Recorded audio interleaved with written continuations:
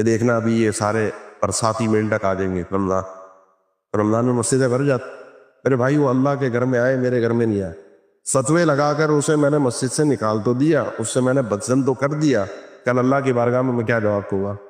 یہ بعض دفعہ یہ عجب، اترانا، خاص طور پر نیکی پر، یہ شیطان کا بڑا خطرناک ہتھیار ہوتا ہے. ایسا خطرناک ہتھیار ہوتا ہے کہ انسان نیکی کرتے ہوئے برباد ہو جاتا ہے.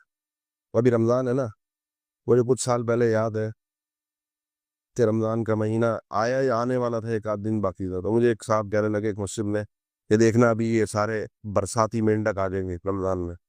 تو رمضان میں مسجدیں بھر جاتی ہیں.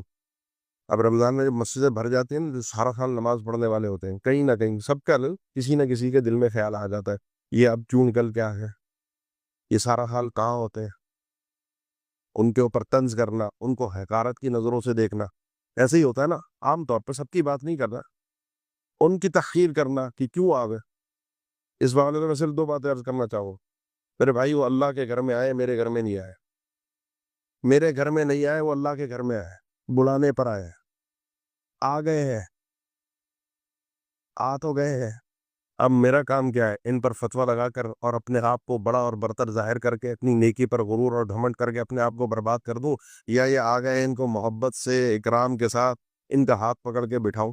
آپ دیکھیں نا، رمضان سے پہلے جو صفوں کی حالت ہوتی ہے مسجد میں، رمضان آتا ہے بڑھ جاتا ہے، لیکن عید کے بعد وہ کیفیت جو رمضان سے پہلے تھی اس میں فرق آ جاتا ہے، پھر بھی کچھ نہ کچھ نمازی بڑھ جاتے ہیں. اب میرا کام کیا ہے؟ میرا کام فتوے لگانا نہیں ہے. میرا کام یہ ہے کہ اگر عید کے بعد یہ لوگ کم ہو گئے یا رمضان کے دوران ہی کم ہونا شروع ہو گئے تو میں جانتا ہوں میرے محلے کے علاقے کے ہی لوگ ہیں نا، میں جا کے پتا کروں اس کی کوئی طبیعت تو خراب نہیں ہے، اس نے ذہن رکھو نا، کوئی بیمار تو نہیں ہے، کوئی مسافر تو نہیں ہے، باہر تو نہیں چلا گیا، کوئی مجبور تو نہیں ہے. اور اگر کچھ بھی نہیں ہے تو اس کو پیار محبت سے سمجھاؤں کہ میرے بھائی جو رب تعالی رمضان میں تھا وہ رمضان کے بعد بھی.